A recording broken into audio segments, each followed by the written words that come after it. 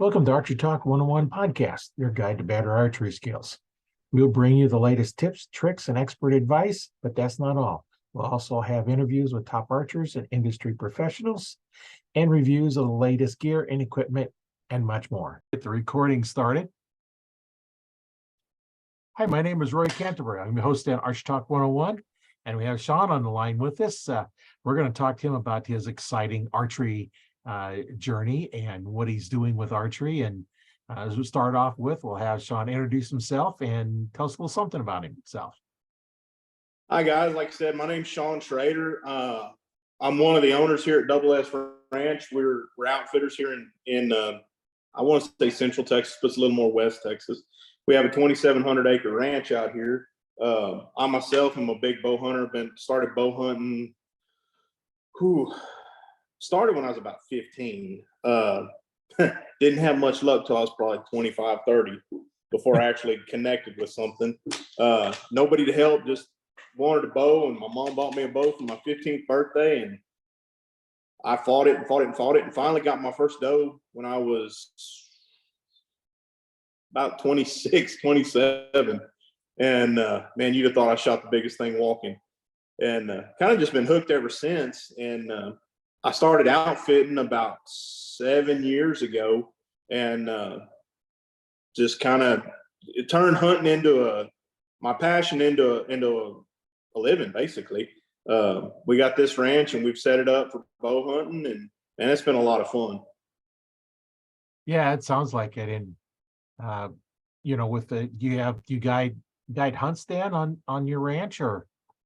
Yes, sir. So like I said, this ranch is I actually have two parts of my business. I have this ranch, which is my personal ranch, 2,700 acres, and we do guided archery hunts here. And then we also do some I work for a lot of other ranches around Central Texas and up into North Texas where we do guided hunts also. We do exotics, we do whitetail, we do pigs, you name it. We've got a little bit of everything. That's kind of nice down there. I know a lot of ranches in Texas will have kind of some of the exotic animals that you can go down and hunt because they're raised. But people think, well, they're caged. No, when you have 2,700 acres, they're not caged. Well, and I promise you, like for instance, these axis deer out here, they know every blade of grass on this ranch. They know it better than I do. And if one little blade of grass is out of position, they're not coming in. A feeder doesn't mean anything to them. An axis deer will make a whitetail look ignorant. They're tough. Oh yeah, they are very, very tough. So yeah, it's not for the faint of heart coming out bow hunting one of them guys. No, it does sound, when you have that much land too, there's they roam around all over. And I don't know about the axis deer, but the whitetail's kind of pattern. But the mule deer we have in Nebraska, they just roam. You can't pattern a mule deer because they're not consistent. They might be here one day, and it might be a month before they get back. Well, and axis do the same thing. They don't pattern up. There's no rhyme or reason why they do anything. Like whitetail, you'll generally know when they're going to move around. But like my axis herd, their big rut is May, June, kind of into July a little bit, but mostly May and June. And so it's hot, so it's all day sits, and they're going to come to water at some point during the day. You don't know if it's going to be 6 o'clock in the morning, 7 o'clock at night, midnight. There's no noon. There's no rhyme or reason why an axis does anything. I presume kind of like your mule deer. Yeah, it kind of sounds like they're just kind of all over the place, and you just got to get the binoculars out and look for them and find them, and hopefully you can cut them off. Yeah, cutting them off is that's a tough deal to do. Most things I tell people is just sit and sit. So that's the best thing to do is sit water. Because out here in West Texas, we don't have a lot of water. So sit at water and just get comfortable and be there all day long, because when you get an axis deer, you're gonna earn him. He ain't just gonna give it up. Right. Yeah, and if you do have water, they're going to come to water sooner or later, but you might have to sit there all day and go through a gallon of water yourself, just waiting for them. Absolutely. But that's one of the cool things about hunting out here is, you'll see a lot of different animals, but you're gonna have to sit there all day long. So, but you'll see, I mean, you'll see everything. We've got aoudad, we've got black buck, we got nilgai, we got bison. There's, I think last time we counted, there's over 30 different species on this ranch. So there's no telling what you're going to see while you're sitting. Yeah. Now, So, whereabouts is your ranch located? 45 minutes south of San Angelo. Oh, okay. So just kind of on the edge of West Texas, the starting edge of West Texas. Yeah, it's kind of interesting. I also look at multifamily deals, and I had a broker call me about a place in San Angelo. So I looked up to see where it's at, and it's like, oh, okay, that's just South Abilene. That was an Air Force at Dice Air Force Base.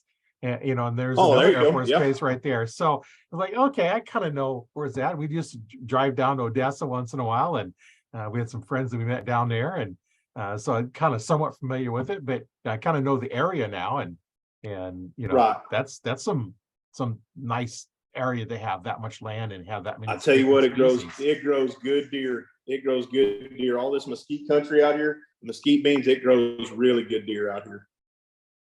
Yeah. Now, if somebody wanted to come down and book a hunt with you, how would they get a hold of you? Facebook is real good.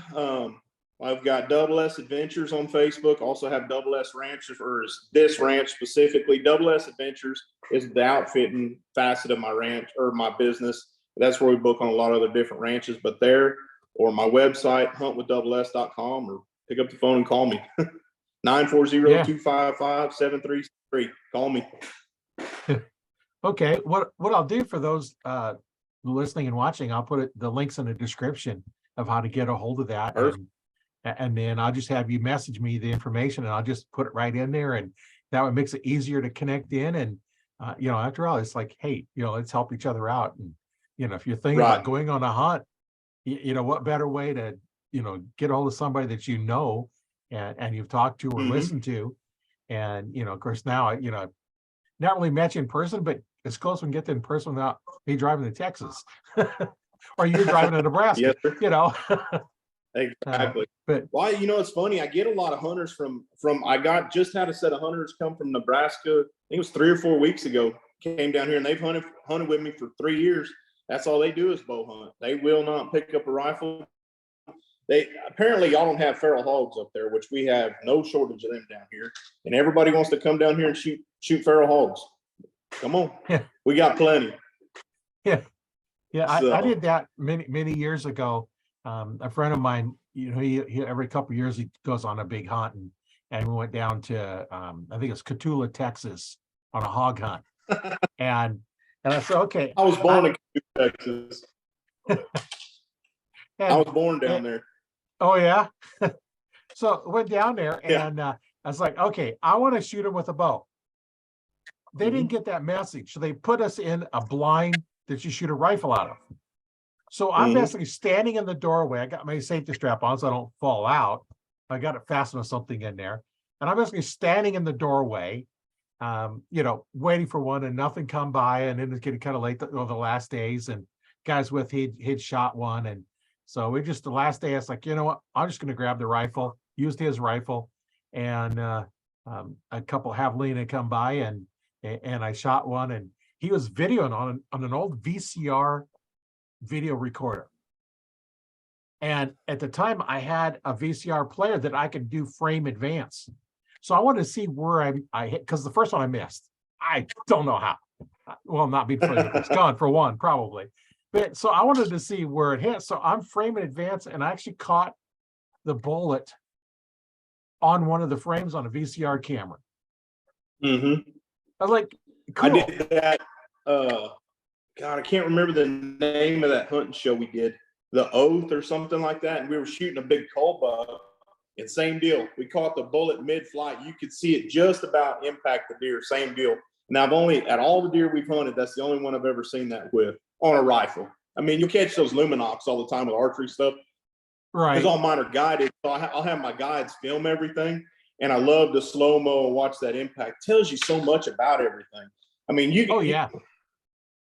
after seeing, I don't know how many deer harvested, when I see that luminox, I can tell you within probably 30 yards of where that deer's going to be. but I mean, because they all react similar, you know, they're all going to go to the same kind of place, same general areas.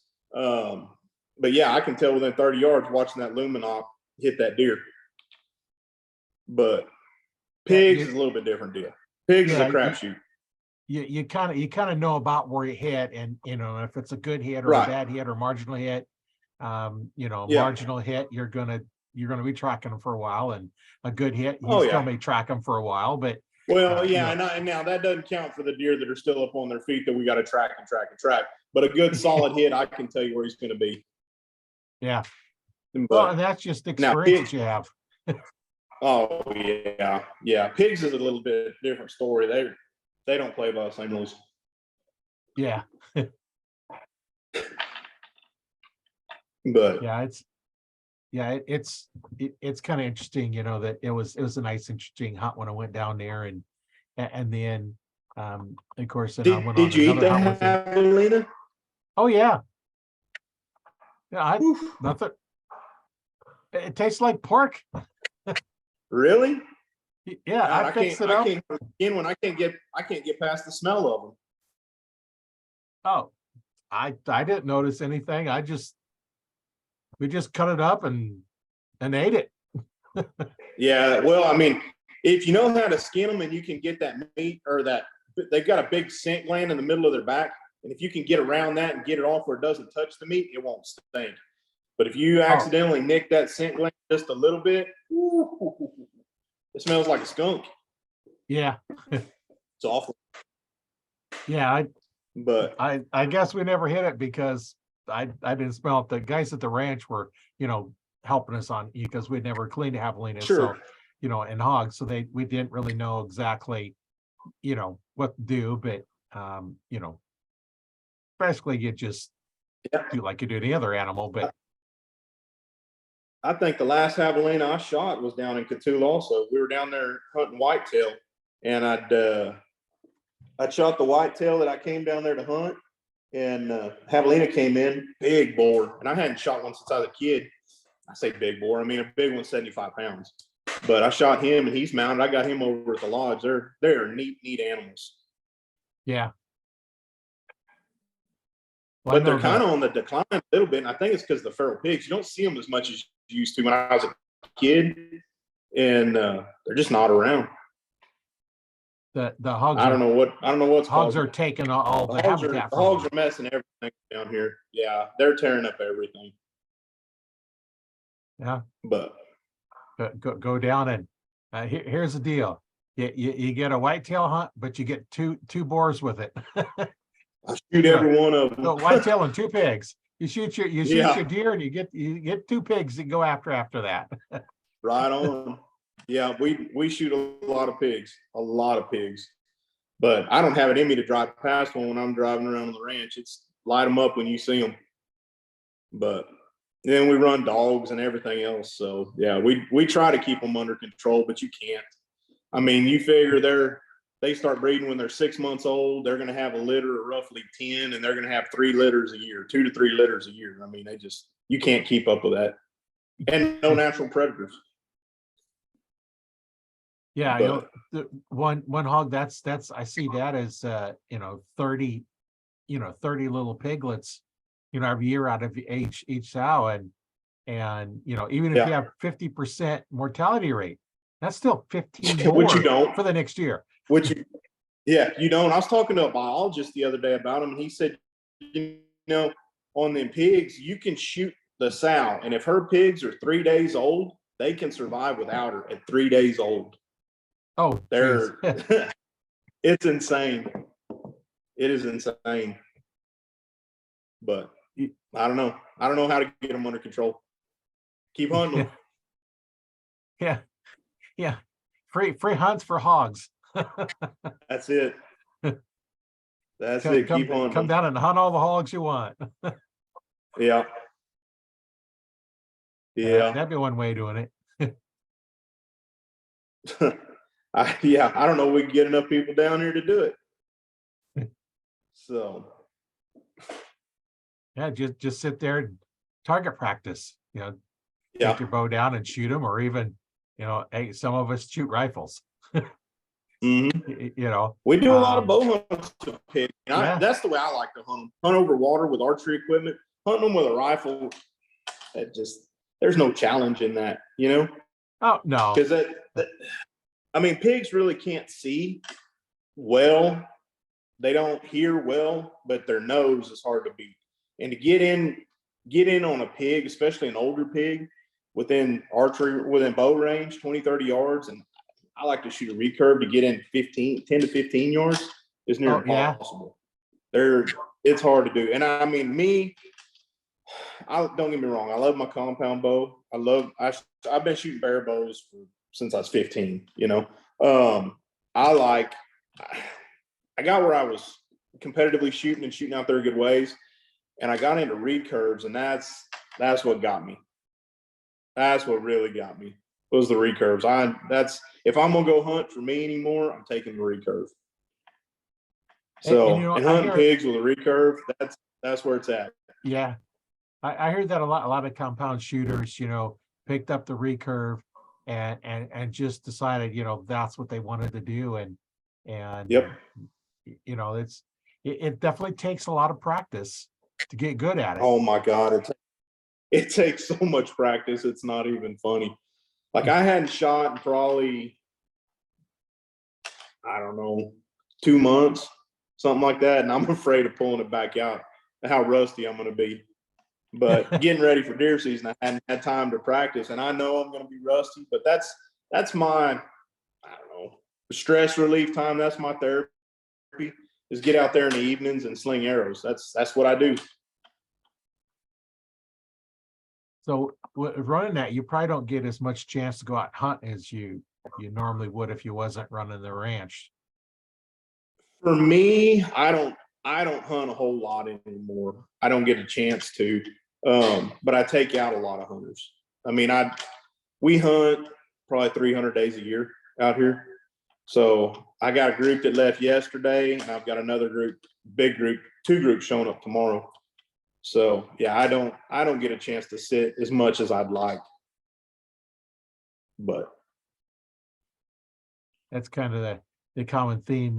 You know, I've talked to a couple other ones that, you know, start up an outfitting business, and you know, they hunt a lot, and then they get the business and they don't get a chance to do as much hunting as they'd like to.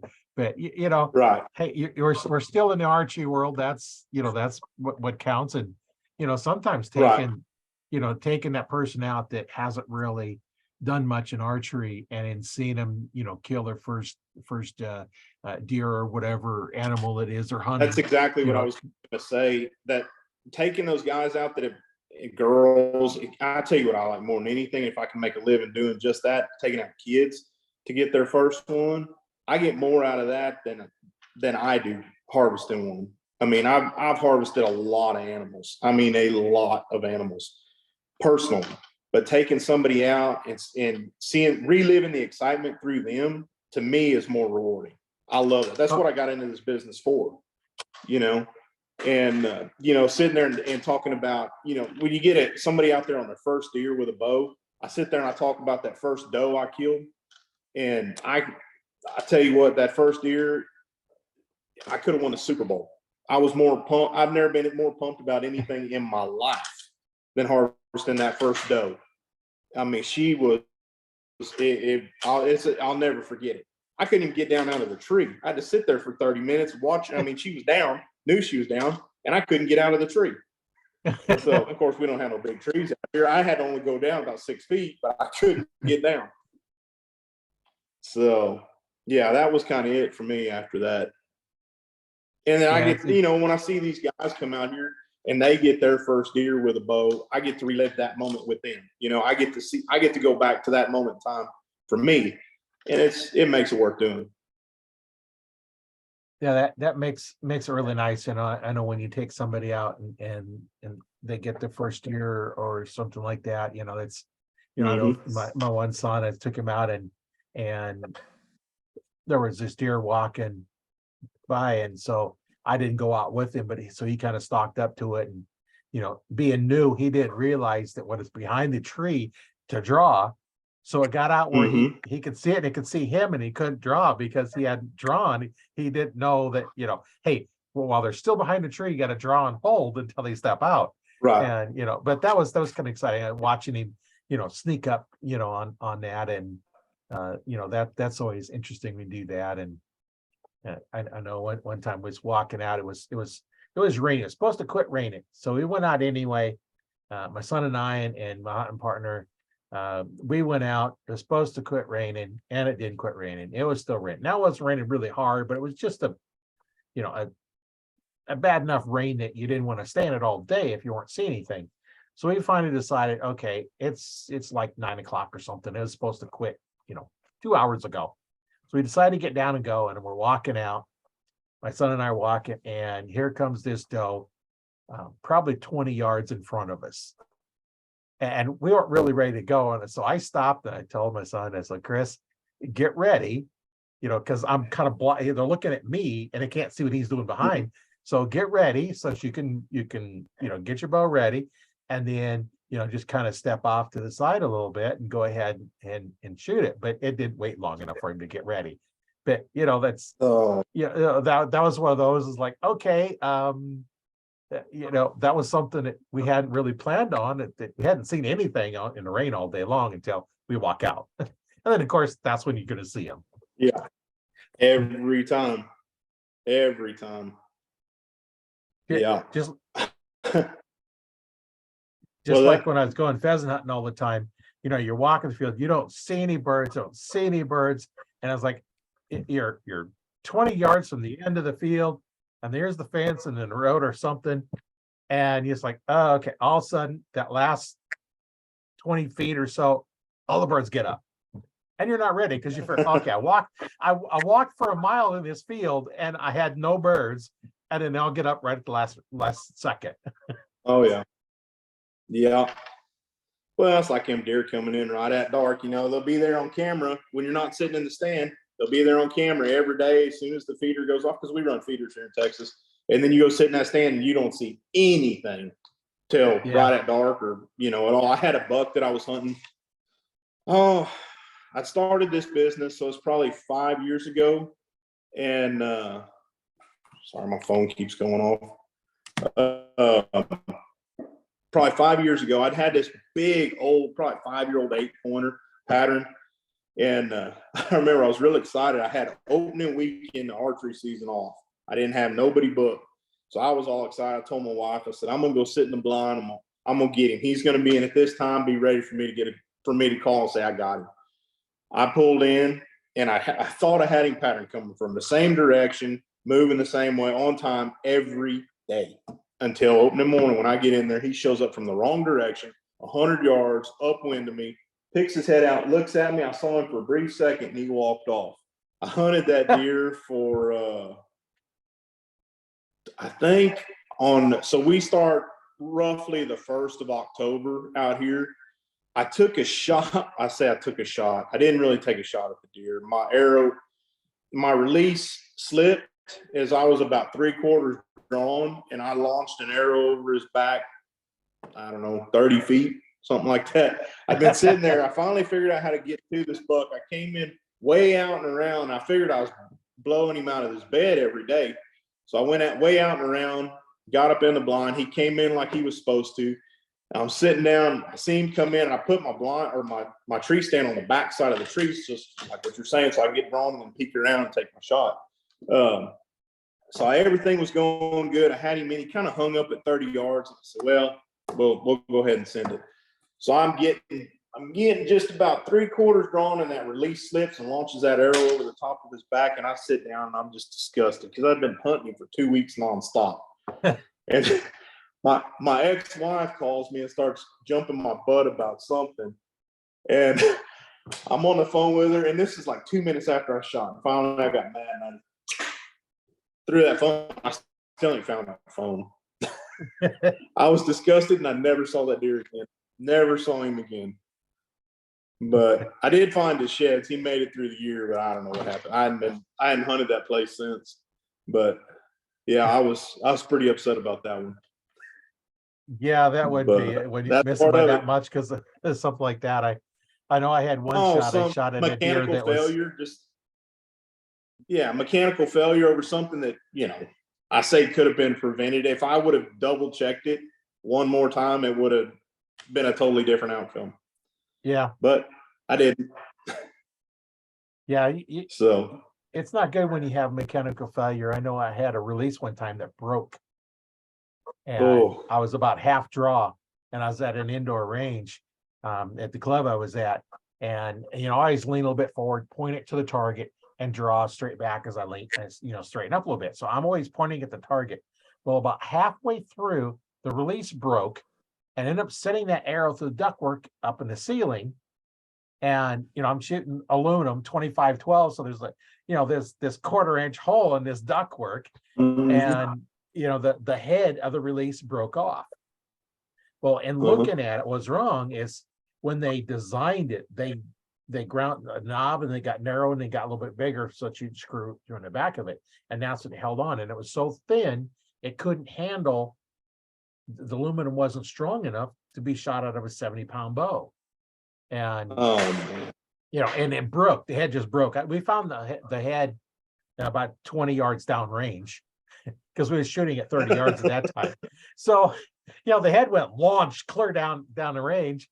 And the word part is the brand of the release was fail safe. That was the name on the side of the release. They're already telling you it's failing. And it did safely fail because I didn't get hit by it. So it lived up to its name. Oh, yeah. Man. So now I use either Scott's or Carter's is what I normally use on mine. All my releases are either Scott. I do have a Carter handheld that I use when I hunt. Yeah. It'll lock onto the loop, so I just let it hang off my bow. And then I don't have to look at it to hook up. I can just put my hands on the string, go down and find the release, and I'm there. I can look at the deer the whole time, or my target, what I'm looking at. I don't have to look at the release to grab it. And then my wrist strap, which is a Scott, has a little hook on it that I hook around. So I can feel that hook. I can find the loop and I can hook it up without looking at it. Those that have the jaws open up, you almost have to look at them. I guess if you got enough practice, you could, but yeah. And that's all.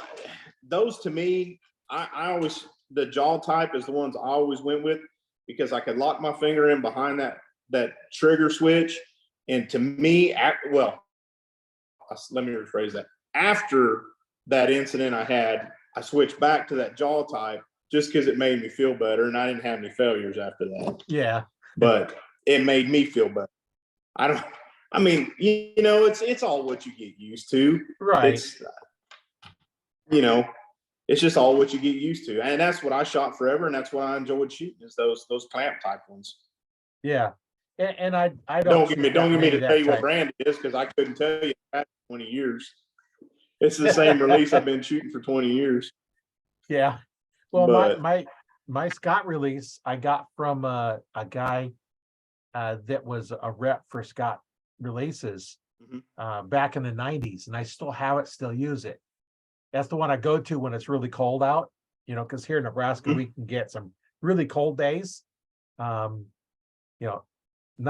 like your cold days, but we get really cold days up here, and I don't want to grab the card or the handheld because I need to be able to feel the trigger and the web between my thumb and index finger, and I need to have my fingers on the release so I know where it's at. So I don't have much of a glove.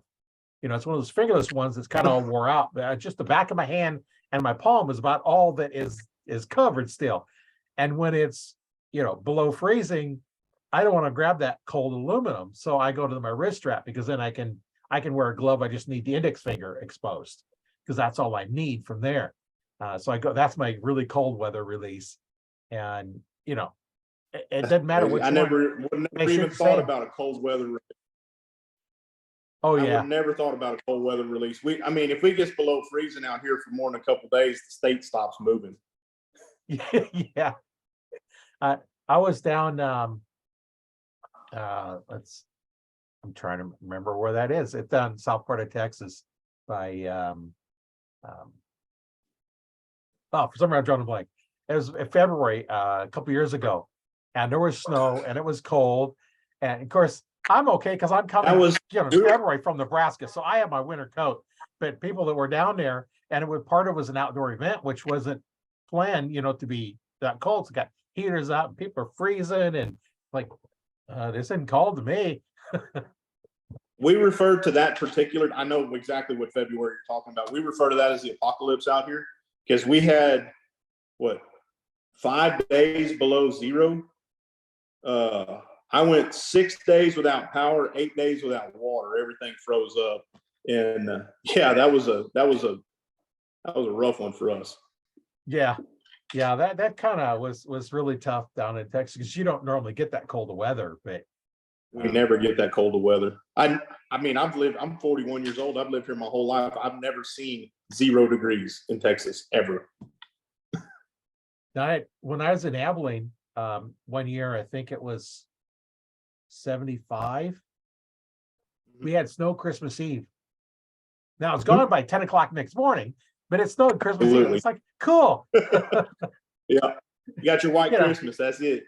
Yeah. Christmas But- Eve, it snowed. And of course, like I said, it didn't snow that much and it didn't last past about 10 o'clock next day. But Well, during that time, I hunted because I mean there was nothing else to do. We were sitting there freezing to death. So I was like, "Let's go hunting." They're going to come to feed. Let's go. right. And I was shocked at how easy it was to blood trail them in the snow. I never even thought about that before. I mean, Ray Charles could blood trail. Oh yeah. It was great. I had one that I shot, and the footprints in the snow wasn't anywhere close to the blood trail. The blood trail was about 2 or 3 feet off to the one side. It was squirting out that Artery much. spray. Yeah, Yeah, artery yeah, spray. it was just squirting out there, and it's kind of nice in the snow because that blood just stands out on the snow. Absolutely. Yeah, I thought that was the coolest thing ever. I mean, we don't get to see that very often here, but to me that was mind blowing. It's like, how do you not find a deer with this? This is easy, but yeah, Just follow the footprints. Maybe that's how they do it up north. It's easy. But between that and the hoof prints, that spotting and stalking, I mean, it was easy. We harvested a lot of deer that week, and yeah, I had a good time. I'm all for doing that once a year. Yeah, get snow once a year, right? Yeah. Or just come up But north. we normally get it in February. We're done hunting whitetail at that point anyhow. But what we did see during that time is a lot of the axis are in velvet right then. And I had never seen it before. I'd go around, was driving around, and I'd see tines falling off everywhere. Well, we figured out it's frostbite, and those tines, because the blood's on the outside of their antlers, they're growing. Right. Those velvet bucks, and their tines were falling off everywhere. Their brow tines, everything was. I mean, main beams falling off. It was insane. I'd never seen anything like that before. I guess I hadn't thought about that because up here, by the time it gets cold, the deer have already dropped their Everything's hard horn. velvet Yeah. anymore. I don't know that anybody's ever really seen it. That was definitely a different experience from my standpoint as a ranch owner, looking at the deer and you're seeing something you've never seen before. So I thought it was pretty cool. That's kind of why we do this, right? We get to see all kinds of stuff that people don't normally see. Yeah, every day's different. You never know what you're going to see. But yeah, I thought that was pretty neat. Yeah, that's we all have kind of stories, that are really cool. And what's your most memorable hunt you've been on? Whew. Me personally or guided hunt? Well, let's do both. You personally, and then the guided hunt. I got a couple stories that doe that I talk about so much. My first archery doe. That one's one that'll go down. And since we're not being politically correct, we're talking about Cotulla.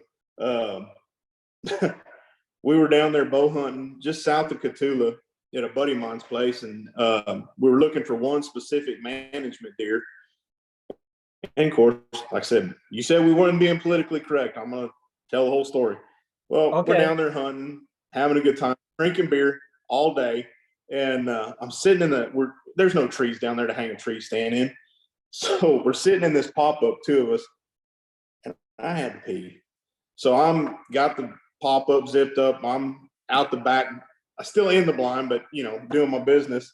And he hits me on the shoulder and he says, "Hey, that deer showed up 20 yards from us while I'm peeing right there and have to get out, or not get out, but turn around and get a bow shot off." And I got him.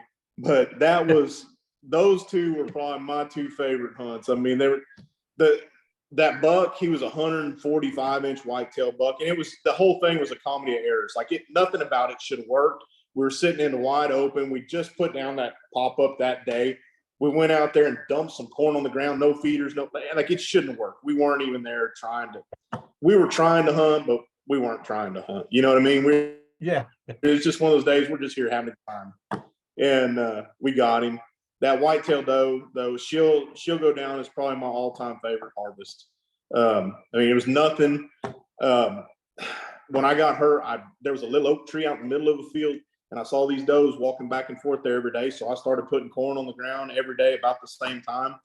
And she showed up just like clockwork. I mean, she came in when she was supposed to, and everything worked out perfectly. And called my buddies, everybody. I mean, I shot her. I was screaming, hollering. Took me, like I said, probably 20 minutes before I get down out of the tree.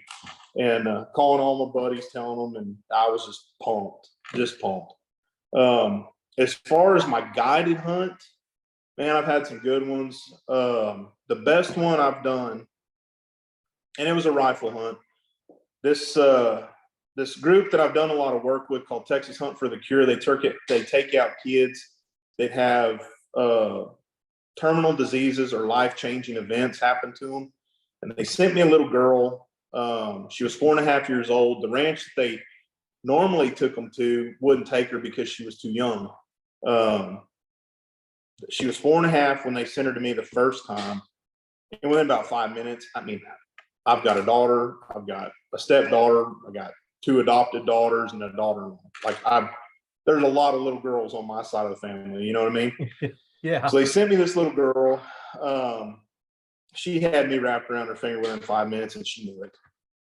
She had a disease called, I'm going to butcher it. It's DIPG or DPIG, I forget, but it's basically an inoperable brain tumor. It's a death sentence. They gave her 1 to 3 years, and all she wanted to do was hunt for kind of like Make-A-Wish. All she wanted to do was go hunt. So I said, come on. So she came out. She hunted a ram, and then a year and a half later, we did another hunt with that same group, brought out 2 more kids, and they said, "Hey, can we bring a third?" I said, "Absolutely." So they didn't tell me who the third was. Well, it was her again. And her, when they bring everybody out, it's the family, siblings, everybody comes out. It's big to do. And we got her on a second ram, and she passed away. I think it was 2 months later. So that one goes down as one of my favorite. Well, then I started doing more with that group, and we did the first annual memorial for her out here at the ranch, where we brought out, I think it was three kids. Yeah. 3 kids we brought out. And then I brought her parents and her little sister to come out and be representatives, and it's for them. We're going to do it every year. So that one's probably my favorite. And that little girl was something special, but that one was my favorite guided hunt of all time, was that little girl. Yeah. But she was kind of nice. She was something else. Yeah. That young and just wanted to hunt. That's all she wanted to do. She didn't care about nothing else. She could have had, the Disney World, all that stuff. She just wanted to go hunt. So how do you say no to that? No. Yeah, definitely can't say no to something like that. That's that's something that we like taking the kids out anyway, and it has somebody that wants to hunt that bad, and it's, I mean, for lack of better terms, is her last wish. That's what she wants to do. Right. When she goes out there and she's like, "What can I shoot?" And I'm like, "Baby, shoot whatever you want. Let's have it. The ranch is yours today. I don't care." And she got her a nice little ram, about the only thing that would stand still for her. And she was on cloud 9. So that's what it's about for me. Yeah, that's kind of nice that you That can one do will go that. down as one of my all-time favorites. I don't think anybody's ever going to top that No, that's hard to top. one. Well, I mean, I've got the DIPG cancer ribbon tattooed on right here for her. So that's how much it meant to me. But yeah, that one's going to be a tough one to beat. Yeah, that one is that is definitely a very interesting and inspiring story. To hear, that young lady really wanted to go hunt, and she was able to do it. For 2 years in a row, been able to get out there and hunt. Right. Yeah, and her little sister's carrying on her legacy. They're going to start a little nonprofit deal, taking other kids out that have similar issues. And her little sister is, I guess she's 5 now. And when they came out on this last one, she was talking to the kids. It was her deal. She was running it for her big sister. You don't talk about choke up a grown man now. That was tough, seeing that little baby out there talking about her sister and saying why she's doing all this. That was a tough one. Yeah, But that would be, but what a inspirational, child, that was, that she had enough, wherewithal and knew what's going on to do that kind of stuff. And, you don't expect that out of somebody, no, not even really out of kindergarten, hardly, no. But I mean, she was born into a tough road. She had to do that, and she felt like that's what she needed to do to honor her sister. So she was doing it. I mean, she's tougher than I am. I couldn't do it. Yeah, kids are pretty tough sometimes. You never know what they're gonna do. Yeah, that was a good one. That was a good one. Yeah. And we're going to do a lot more of those. That's what it's all about. If I can make a living just hunting with kids, that's all we do. That's all we do. Yeah, that would be good if you could, do that. But, that's, you can't just do that, because you got to have some others coming in to get the money to pay for the ranch to be able to bring the kids on it. And yeah. But I mean, shoot, this has been a dream of mine. Just, I mean, hell, it's everybody's dream if you think about it. I mean, who doesn't want to hunt for a living? There's not a hunter in the world that wouldn't trade places for me trade places with me in a second. You know what I mean? So it's pretty spectacular when all I ever think about, all I ever talk about is deer hunting. That's all that's ever on my mind. First thing I do when I wake up every single morning is look at cameras. That's the last thing I do every single night is look at cameras. That just, it's not even a passion anymore. It's just what you wake up and you do. You know what I mean? It's just when you go to bed, that's just what you do. You're thinking about it nonstop, thinking about these deer, watching them. And I tell you, my favorite time of year is springtime. There ain't nothing more than I love early summer and seeing those fawns hit the ground. That to me is what makes everything worth it. Is seeing those babies. I love seeing the big bucks, don't get me wrong. But seeing those fawns, there's something about those fawns that just gets me pumped up every year. Well, when you see a lot of fawns, you know that the herd is maintaining or growing. It's healthy and growing and just right. I mean, I don't care who you are, how big and tough and strong you are. You see a fawn, you got to stop and look at it. There's just something about that new life that just gets people excited. It gets me excited. I don't know about everybody else, but it gets me excited. I know I'd hunted for a few years, and a friend of mine went over to a little creek that fed into a little bit of a lake. We're going up, and we see this fawn had probably fallen into the water and was up out of the water on the bank, but there was no way to actually get back up where the mother was at. Mm-hmm. So we go up with fish, we come back, and it's still there when we got back. So we pull up to the boat, I take the front, and I've got a towel in there. So I grab the fawn, and I figure it's just gonna, just start kicking or fighting. But just kind of let out a little bellow, and then I set it down and put the towel over its head, kind of patted it until we found a trail that would lead back up, and we could hear the mom walking around on top. So we put the fawn back on the ground where the fawn could get back up where the mother was. And then we just left, and, we didn't know, like on sometimes the birds you handle them and the mothers will reject them. I didn't know on a deer or not. So I talked Right. to one of the game wardens, say, yeah, that no big deal. And it was the next hunting season I killed my first deer. Mm-hmm. It's and that's a different story in itself, because I was where I was at, it was public land, but there was a trail and there was a bunch of bushes where the trail was. So I had to get above the bushes. So I had to get the tree stand up about 20 feet up in the air.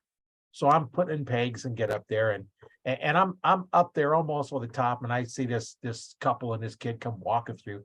They basically walk underneath my tree, don't even know I was there. I wasn't in camo, I was in blue jeans and a t-shirt, because it was, early season, it wasn't the hunting season yet. They're September 15th is when our season started at that time. So I'm up there, and they walk past there, and they get down where Randy's at, and they see him, or they see each other down there. Walk right past, didn't even know I was there. So I finally got my tree stand in, and here comes this deer.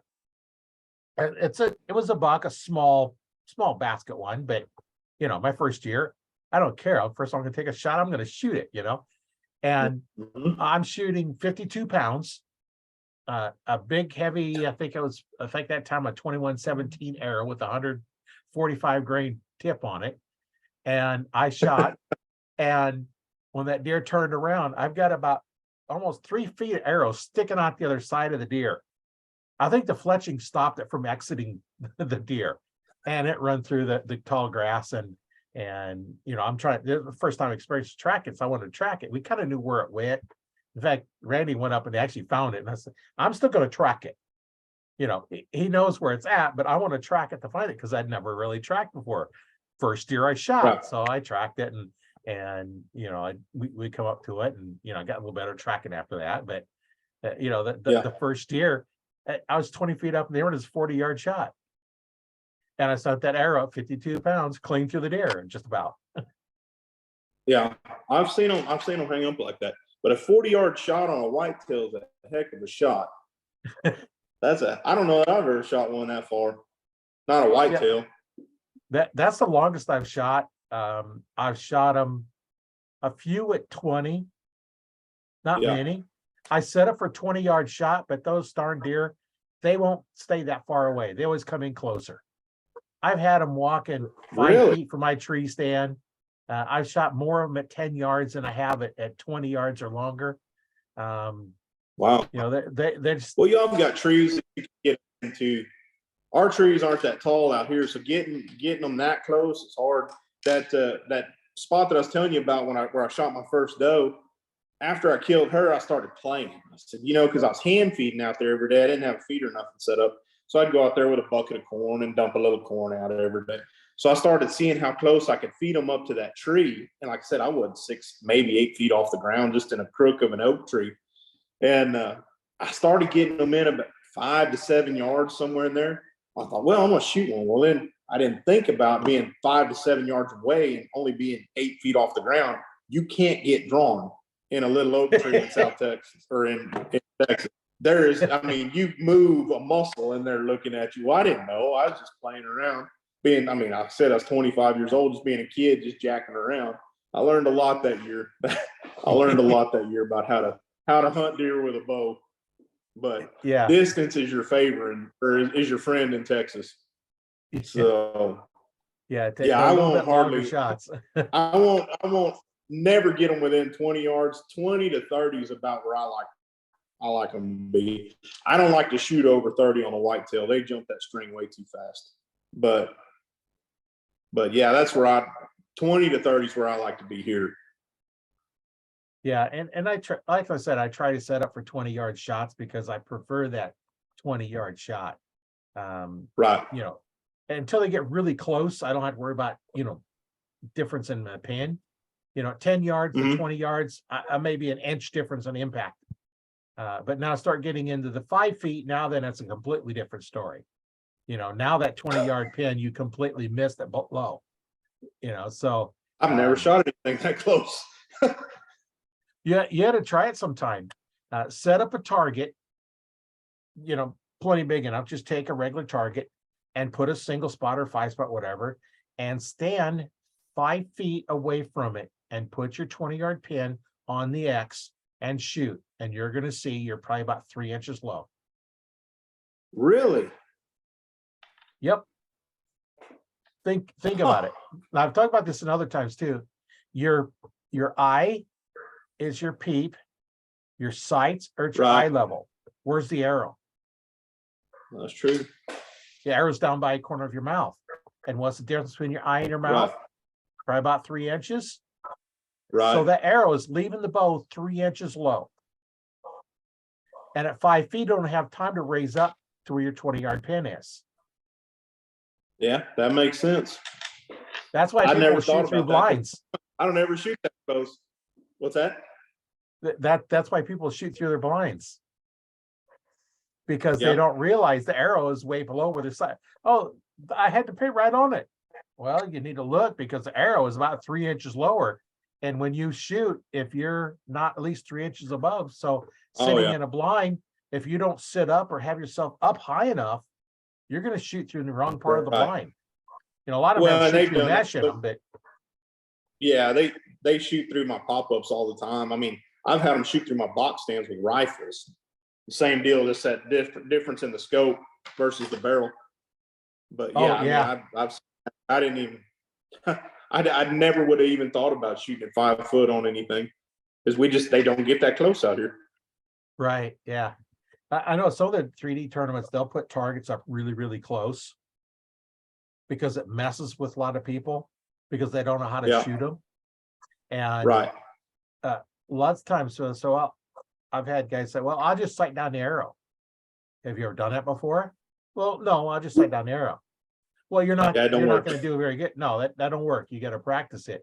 And I had I was at a 3D tournament indoor. We got a platform we're standing on, and 5 feet in front of the platform is a gator. And I knew on my bow that was set up, 5 feet is 70-yard pin. I shoot it for 70 yards. So I draw up and I'm leaning down, bending down, and leaning against the rail. Good thing the rail didn't break because I'd have fell on the ground. And I got my 70-yard pin there and I went ahead and fired and I nailed it. Because I knew with a 70-yard pin. 70-yard pin at 5 feet. Huh. You'll have to. Interesting. You have to. I'm gonna do that tomorrow. I'm gonna figure it out tomorrow first thing. Yeah, let me know how far you seem like you're off because that definitely be a challenge. And then we just go 5 feet, 10 feet, now you're at 5 yards. What is it at 5 yards as opposed to 20 yards? So even set one up at 5 yards and shoot at with your 20-yard pin and see where it hits. Be amazing I don't think I've ever taken a shot. Yeah, I bet a lot. I don't think I've ever taken a shot under 10 yards. Well, that's cutting that in half, and you're cutting in half 2 or 3 more times. Yeah, that's awful a lot. Yeah. I'm gonna try that tomorrow. I'm gonna call you and be like, all right, now I get it. Yeah. You'll have to post in the group how far you was off. Yeah. Oh Lord. I'll expect a post in the group tomorrow. It's like, okay. Yeah. Oh, this is where I get it now. This is where I hit. Yeah. Oh yeah. So I used to do that a lot with my recurve at 5 and 10 yards, but with no sights, you don't really know. It's all reactive shooting to me. Like I never had anybody teach me how to do it. I just picked it up and started slinging arrows. And that 10 to 15 yards, that was always kind of my sweet spot. But I would try some closer, and I never was any good at that. But 10 to 15 yards, I could really do pretty good at that. But there again, you don't have any baseline. Right. Like you do on a compound. Well, and there's different techniques. I instinctively look at the target and I draw back and I shoot. I don't reference off the bow or the tip of the arrow or nothing. If I'm going to start referencing, for me, my is I'm going to put a sight on it. If I'm going to start referencing off anything, because you draw back, if you're doing off the tip, did you draw exactly the same this time, or did you draw a 1/4 inch further or a 1/4 inch less, which puts less power, more power in it, and then it's off. And there's there's a lot of them that, you know, do the gap shooting and the string walking. And, you know, I finally figured out what string walking was. The first time I seen Jake Comiskey, he's a Olympic archer. And, you know, he says, you know, string walker. And I was like, and I've been watching the Skinwalker Ranch on TV. And I'm thinking, Yeah. okay, is a string walker like a skinwalker? I had no idea. So Right. trying to figure it out. And finally, I actually talked to a guy on one of the podcasts that does that and explain how it's going on. It's like, oh, okay. So basically what you're doing is, depending on where you put your hand all the way up against the arrow will be at your far distance. Now, as you get closer and closer, you're going to move your hand down further and further down your string. So what it does is it moves the arrow up a little higher, and it's going to shoot, you know, lower. So you walk up and down the Right. string. Where you put your hand is it's going to change where it impacts. And, you know, that's a whole science in itself that, you know, I Yeah. don't shoot enough recurves to, you know, to even worry about trying to practice it. But, you know, if I was to shoot Well, and the that's recurve me. and I get, never had anybody teach me. I never had anybody show me any tricks, nothing. I just bought. I said, you know what? I want to shoot a recurve. So I went and bought one. Didn't know what I was doing. Just started slinging arrows. And as far as form, it's probably completely wrong, but I can hit and I'm having fun. So what else matters? yeah. As long as you're not flinging them, hitting deer in the butt and the neck and animals and not killing them. No, God, no. You Man, know, that's one thing that bothers me so much that I see in my world is I see a lot of archers that call themselves archers that come out and they shoot 2 or 3 times a year, and then they come out here and everybody's good to 40 yards, everybody. But most of them don't really know what 40 yards looks like from what I've seen. 25 is kind of what they're calling 40. And that bothers me. You know, exactly what you're saying, slinging arrows, hitting deer in the butt and in the neck. And man, you got to practice. You have to be efficient, to be able to dispatch a deer properly and ethically. You have to practice. And shooting 3 times before opening weekend that's not practicing, in my opinion. Yeah. I know it's when I was down at PSC down through dealer school, because I was a PSC dealer for a while. They was telling the story that what they did is they had a group of people come in, some guys and ladies come in, and they had what we call up here a bionic deer. It's a steel plate shaped like a deer with the lungs cut out. So if you make a good shot, you get your arrow. If you make a bad shot, you're going to destroy your arrow because you're going to hit that steel plate. And arrows don't stand up to steel plates very well. And they had them all, and this is okay. How far do you think you can hit that? You know, you got to make a shot. Where do you think you go? And it was kind of weird. It's like all the guys said, oh, I can do this at 40. Shoot, smack, you know, right their arrow right there. And it's the one lady got up here. It's like, you know, I'm not comfortable. I got to get up to 20 yards. So she got up 20 yards and she got to keep her arrow. You know, so you got to know your distance. How good are you in judging yardage? And that's one of the things that, you know, you could have a course set up. It's like, okay, here's where you start. How far do you think this is? Shoot it. And then if you miss, it's like, well, you can't shoot that distance until you can hit consistently. And I think a scoring for a 3D target setup that you would have down there, it'd be scored -5, 8, and 10. Yep. The lungs are 8, and then your vital hearts are a 10. The center is a 10. Any body shot is -5. I like that. Because that's a wounded deer. You could actually end up One with you'll a never score find. of 0 or below. Yeah. You Yeah, and I mean, a lot of times that's a deer you'll never find. Right. That's a deer you'll never find. You know, if you're lucky, you'll catch an artery in the back hip. I did that once. I didn't realize it, but my right eye was getting blurry, and I see 2 sets of pins, and the bright set of pins has always been a right eye. My left eye, just over the years, my brain didn't even pick up the left eye pins. Well, as the right eye got blurry, my left eye is my clear eye now. Well, I hunt with both eyes open, so I see both of them. I just ignored the dim set of pins. I drew back, I put that pin right where it was supposed to, right behind that front shoulder, right in the vitals, and I shot. And we tracked it, and I ended up hitting it in the back hip, hitting an artery, so he still got it. But I hit it in the back hip. And I'm thinking, what's going on? I didn't realize at the time that my mind is going to pick up my left eye pins, not my right eye pins, because now left eye's clear, right eye's blurry. So I went down to the range, and I always practice with my left eye closed. So I shoot, nailed it right where it's supposed to be. Open up, and I'm shooting a 5 spot. I'm shooting the upper right-hand spot. I missed the target to the left. At 20 yards, I didn't even hit the paper.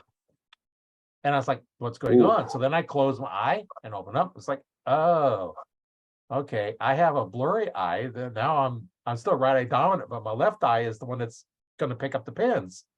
So then when I was going out hunting, I'm blinking my left eye to force me to pick up the right pins. And then I always wear a baseball cap. I don't have one on tonight, but I always wear a baseball cap when I hunt. And then I have my hooded sweatshirt. And I found one time I turned my head, the hood blocked my left eye. Problem solved. I don't have to worry about it, because as I turn my head, my left eye is blocked by the hood of the sweatshirt. And now my right eye picks it up. That's it. So, that's crazy. But you learn more from those bad shots than you do anything else. Like you said, right. you made a bad shot, went and figured out what it does. That's where you learn. You don't ever learn nothing on the good shots. So I had one that haunted me I hung my bow up for 2 years because of it. But I was sitting in a pop-up, and I was hunting some does. This lady let me come hunt out there. She had 15, 20 acres, so just shoot whatever you want. And it was Christmas Eve. I'll never forget it, because my daughter was at home with my wife, and her ex was there having Christmas with the kids and his girlfriend. So my Christmas Eve, my wife is having Christmas with my daughter and her ex-husband and the kids at my house, because I was out tracking the deer till midnight. But this doe, she came in about 25 yards, and she kept giving me she was quartering to me pretty hard. And I knew I shouldn't have taken the shot. I knew it. But I said, no, I think I can slip that in. And I kind of took a shot right here and clipped one lung. And she ran for probably 2 miles by the time I quit tracking her. Ran out of blood. But just, I knew I shouldn't have taken that shot. But I thought, man, that stuff happens to everybody else. I can make this shot.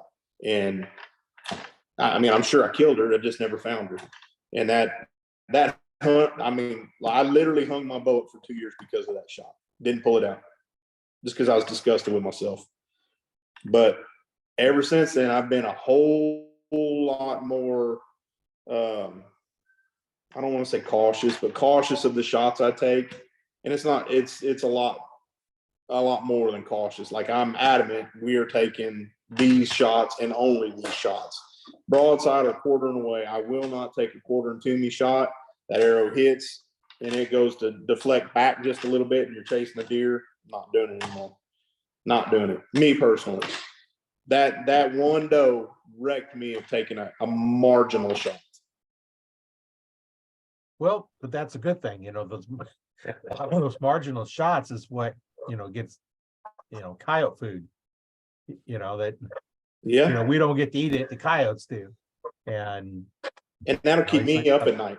Knowing I killed one that I couldn't find, that'll keep me up at night. It bothers me. But that goes right back to the profession I got myself into. I did it because, yes, I enjoy hunting, but I love deer. I love seeing deer. And to know that I killed one or wounded one and it went to waste, it literally keeps me up at night. Yeah. Yeah. We've all lost deer before that, we hit and, we couldn't find. We're tracking and we couldn't find. And, there's no blood trail. And then you're just kind of walking around in circles trying to find them. And then it happens enough with good shots. It happens enough when everything is lined out perfect. But then you put a marginal shot on top of that, it's just a bad day for everybody. Yeah, we had one, it was night and we're tracking and we're tracking, we're walking and we're going around in, circles and moving the direction it was going last. And finally it's like, it must not have been as good a hit as we thought it was. So Right. we called it. Next week we come back. Oh man, what's that stinking? About Hmm. 30 yards from where we stopped looking, it was dead. You know, Yeah. that's why I actually prefer morning hunts because you can see a little Because bit then you better can than the keep night just going hunts. a little bit longer. Yeah. Yeah, yeah.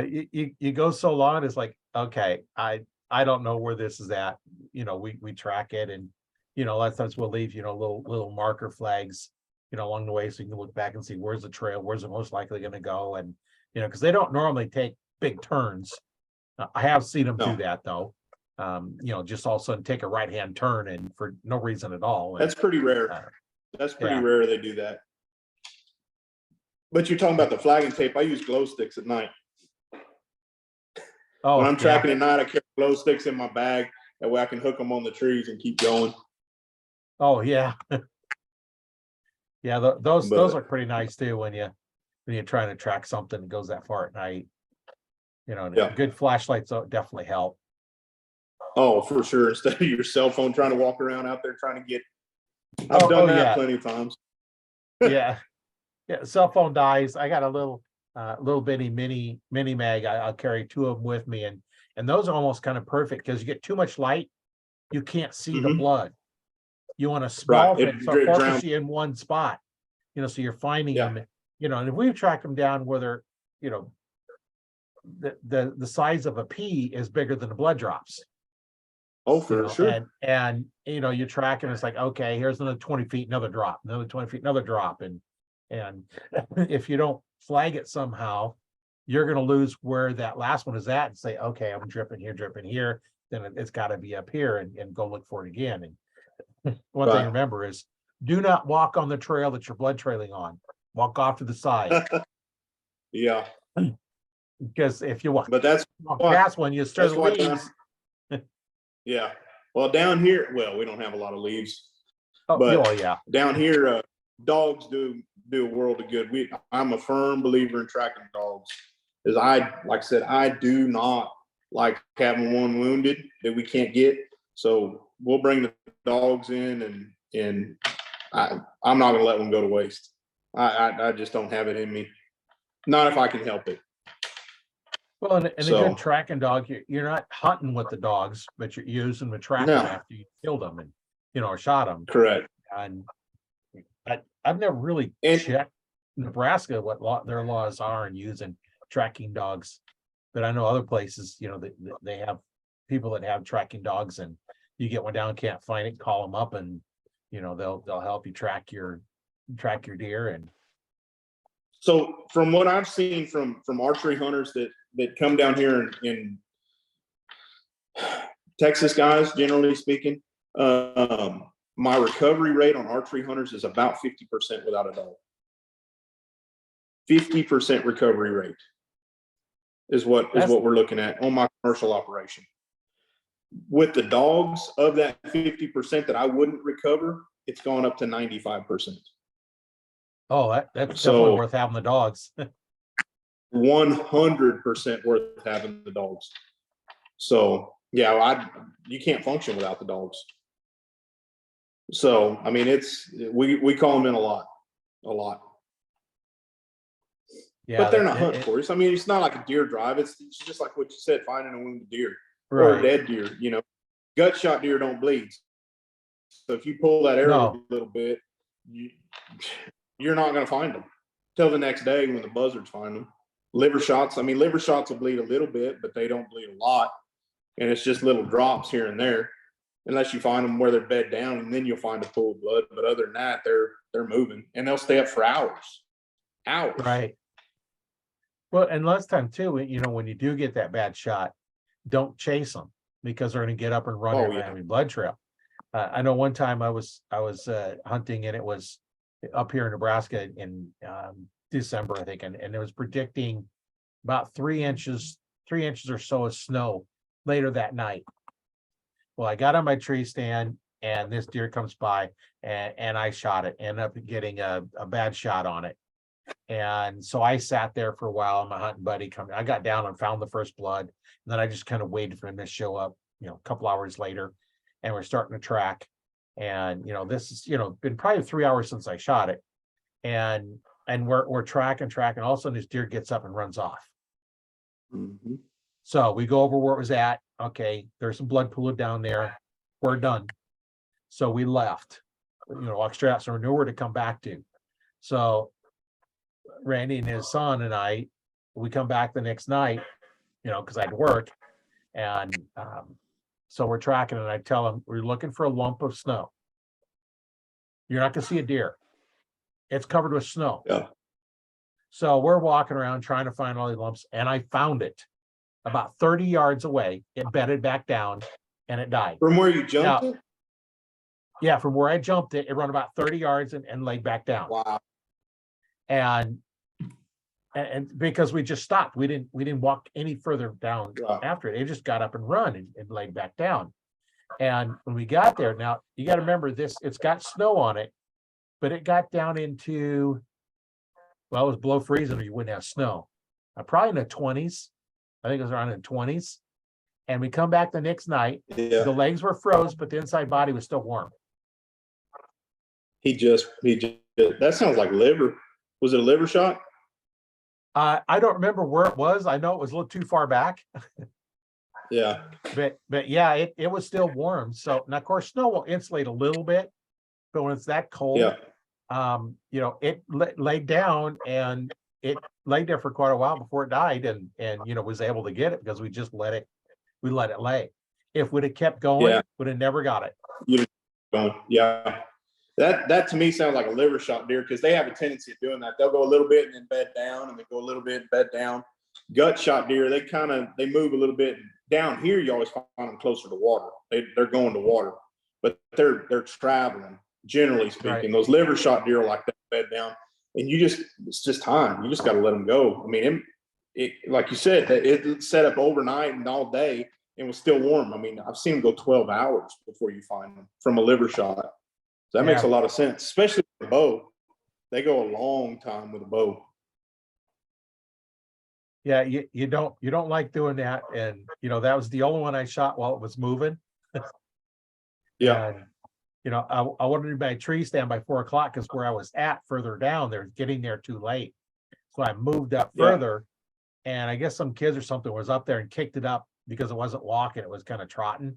Trying to move away from the people that were up there, because of public property, and people move around all the time, and so. I was like, okay, do I follow it, take a spot? And it's like, so I shot, and then it was going faster than what I anticipated, and, made a bad shot, but I still got it. It's not like, well, forget it. We'll come. We won't worry about it. Unfortunately, y'all are cold enough and it didn't go to waste. Fortunately, y'all are cold enough and it didn't go to waste. So, but there again, like we talked about, you learn something from it. You made a mistake, you learn something from it, move on. Yep. It was a good day. Yeah. You found deer and you learned something. Yeah. Learn when it's going to snow. Don't make those bad shots, because you're going to have to track them the next day on lumps of snow. I was surprised I would have never found it. I would have never even thought about, looking for a lump of snow. I'd have been looking for a deer too. Well, if it had bedded down and we get 3 inches of snow, it's going to be covered with snow, because everything was covered with snow. Yeah. But for somebody who doesn't know what 3 inches of snow looks like, generally speaking, it's I wouldn't have known. They would have never. I'd have been looking for a deer laying on top of the snow. Yeah.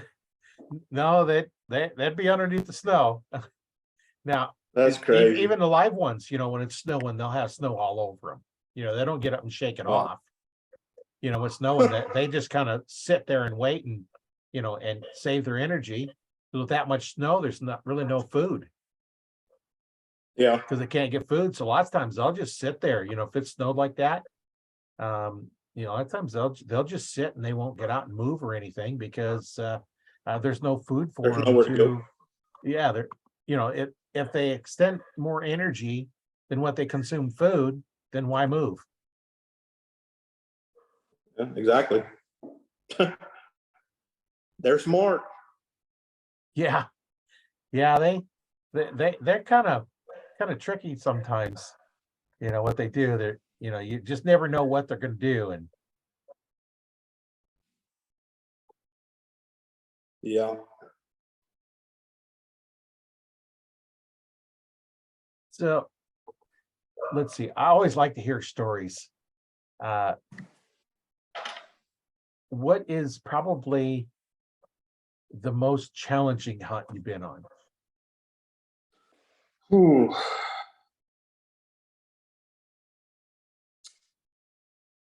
Most challenging would probably be mule deer in West Texas with a bow.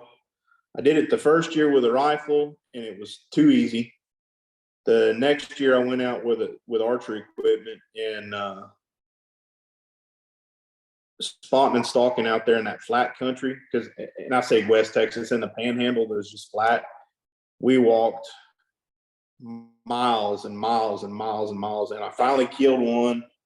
He wasn't a big buck, 135-inch deer or something like that. After walking, God, I don't know, probably 15 miles that day, all across this flat country, and trying to get me to hide out there. I'm 6'1", 270 now. 6'1", 270. I really don't hide in that flat country where the biggest tree is 3 foot tall. Yeah, So, when you tower over the trees. yeah, I mean, it's, I try to hide behind a tree and I'm sticking out on both sides, that was probably the hardest one. I spent a lot of time crawling on the ground on that one. But I mean, it was just a lot of country, a lot of glassing, a lot of crawling, trying to get up into range to shoot them, and dealing with the 30 and 40 mile an hour crosswinds. That was probably the tough one. It wasn't a real exceptionally hard hunt. Nothing really happened other than just having to walk a lot. And just, I mean, that last probably 300 yards, I was on my hands and knees crawling through, sticker bars trying to get up. And I think I ended up finally taking a shot at 45 yards. But that was probably one of the most difficult hunts I've been on. Yeah, But, that would be and difficult everybody walking told me, that far. And yeah, and mule deer aren't, to me, coming from hunting whitetail and everything else, they're not exceptionally spooky until you get within that certain little range, and then they just kind of ease off, and well, like I said, I don't know enough about mule deer. They just kept easing off. They never really blew and left like a whitetail would. They just kept easing out of distance or out of range, Maybe it's just where I was hunting. Like I said, I don't know near enough about mule deer. I've only hunted them twice in my life, but that's what it was. well, you had them twice more than I have. Yeah, I mean, that one was probably one of the physically most challenging hunt for me. I mean, down here in Texas, most everything we do is sitting in a deer stand and just sitting and waiting, But I like to get out and move around, and to spot and stalk with archery equipment, that was a tough one. I mean, in flat country. I mean, in brush country, out here I can probably get it done pretty easy spotting and stalking, but out there it was a totally different game. Totally different game. But yeah, that one, it's one of my favorite mounts. So yeah, that was good. Yeah, you always have a lot of stories when you have some of those difficult hunts like that. And there's always stories that you come back and different things. And up here in Nebraska, we had one morning I was in a tree stand, and I'm watching the frost form on my bow and all the tree branches as the sun's coming up. The frost is forming on everything, and that was pretty cool. And on the drive home, there used to be, now there's all houses there now, but there's a row of evergreen trees alongside the road, and they were all frosted over. And that was a cool morning, when I went home from that. Yeah. A lot of the hunts, the coolest hunts I've ever been on are ones that really don't even harvest anything. A lot of them, It's just sitting out there and just watching deer and just seeing how they move. I love hunting the rut. Like, I grew up down in South Texas, and there's something about that. Well, you've seen Cotulla, you know what it's like down there. Yeah. There's something about that country on cold mornings, those cold mornings where you're sitting there and it's foggy and that sun's coming up and you see them bucks chasing does and just blowing that steam out everywhere. Those are the hunts that stick out to me. You know what I mean? And I didn't shoot nothing. It's just sitting there and just watching. There's just, like you were saying, that Cotulla area, that South Texas brush country. There's something special about that country down there for a whitetail hunter. And to hunt the rut down there, I mean, I've hunted it my whole life, but I'm just as happy sitting there with just a pair of binoculars, nothing else. Those are the hunts, the deals that stick out more to me when you see those bucks fighting and just chasing does and just those. I don't know. That's what sticks out more to me than the actual hunt itself anymore. It seems like my progression. I don't want to say. How do I say this? My progression of a hunter has led me away from hunting more. From me personally pulling the trigger and watching other people, or just sitting out there and just enjoying watching deer. You know what I mean? Yeah. So mine's changed a lot. So don't get me wrong, I still love to shoot. I do. But I enjoy watching everybody else more. And I enjoy just watching deer. I mean, that's like right here. I mean, you can't see it now, start, but sitting here on my porch, I've got a tank down here at the bottom and about 500 yards away and a lane cut out. And every evening I sit there and watch deer all evening. When I get done working, I go do my stuff, eat dinner, and I sit down and I watch deer every evening. That's the stuff that I love. I just love deer. I love watching deer. I can sit there and do it all day, every day.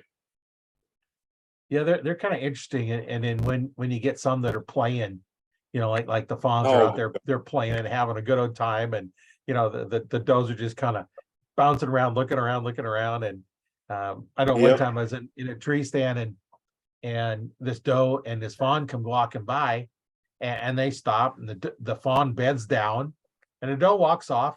This fawn is like 10 yards from my tree stand. I'm sitting there watching this fawn as the doe walks off. I'm like, cool. So I get to watch this fawn the whole time and, wait for the doe to come back and pick her up and take her off. And it's kind of weird.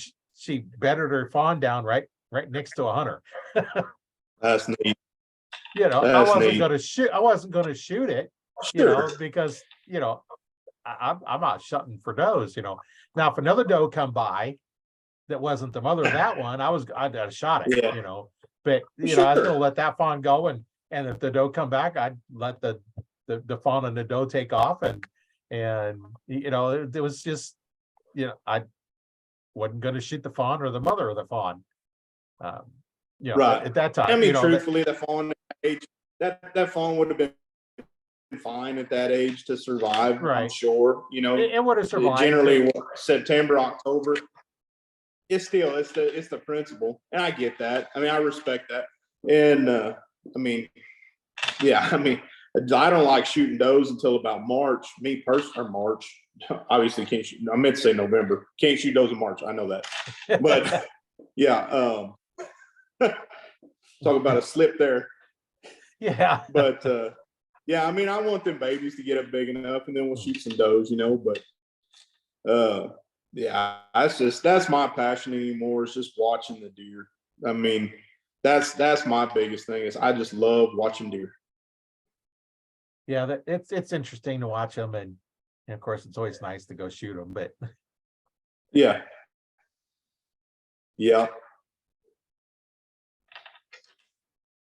Well, it's been great talking with you, and I'm sure yes, sir.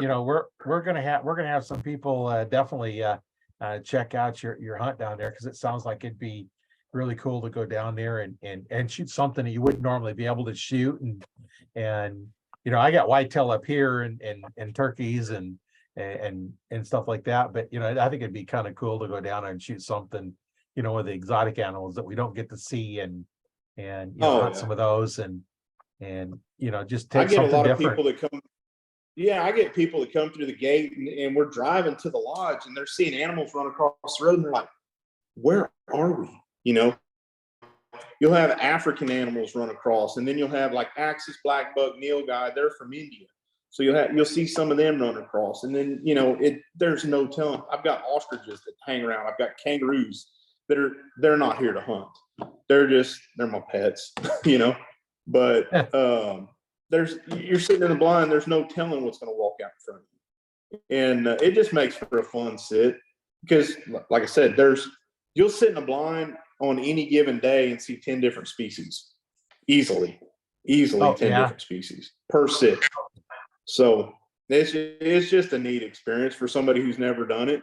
Hell, even for somebody who hunts all the time. I mean, to sit out there and see that many different animals, and they don't hunt like whitetail do. You got to hunt them totally different. So, but it's definitely interesting. Yeah, that would be interesting. There's something a little bit different, and if you're gonna go down there and year round. So when you're done hunting up north, you can come down here and hunt, because our best Axis hunts aren't until the spring and in early summer anyhow. Oh yeah, a little bit So, later. Yeah, we hunt year round, never stops. Well, you hunt hogs all year round, right? The hogs. Oh yeah, yeah. Come down anytime. Do a hog 24 hunt. hours a day, 7 days a week. Yeah, we hunt hogs round the clock. But the exotics in Texas, there's no seasons on them, so it doesn't matter. You can hunt them year round. It doesn't matter. Oh yeah, because you brought them in and you've raised them yourself, and it's correct. Yeah, they're not indigenous to Texas, so the state doesn't put any stipulations on them. Well, that's good.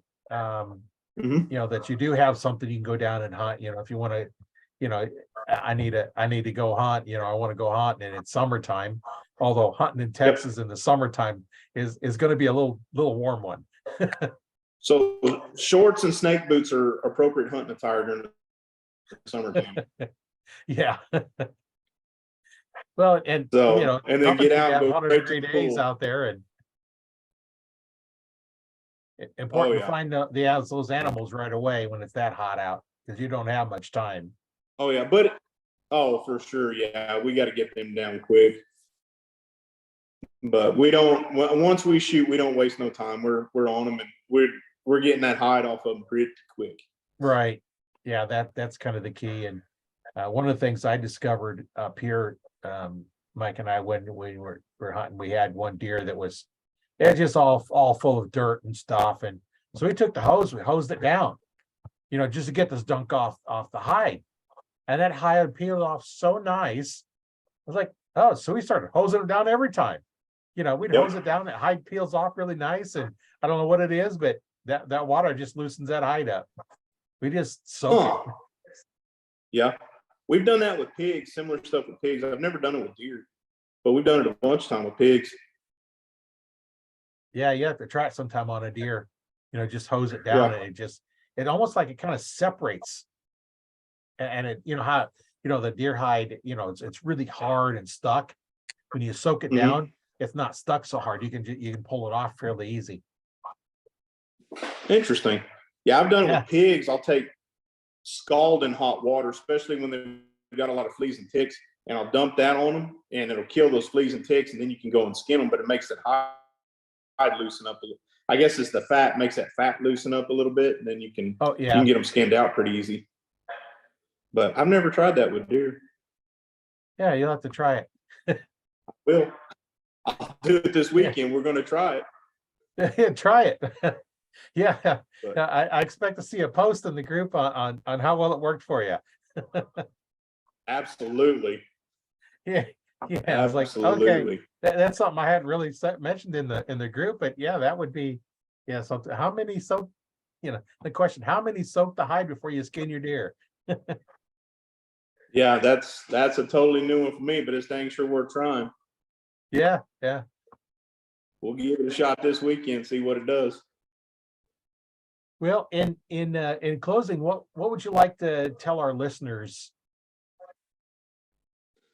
Man, I don't know. If you ever get a chance to Texas, come check it out, and I'd love for you to come hunt with me if you can.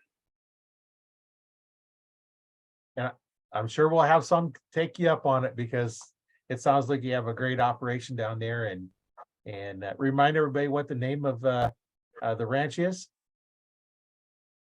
So I'm Double S Ranch. You can find me at huntwithdoubles.com, or feel free to call me. I got my phone with me. It never leaves my side at 940-255-7373. Okay, yeah, we'll have all So, that yes, information in the sir. link, so you don't have to remember it all. But yeah, it's been really great talking with you, and Yes, sir. I'm sure we'll talk again. Yes, sir. Sounds good. Yeah, all right. Well, my name is Roy Canterbury, and I've been your host down Arch Talk 101, and we'll see you on the next one.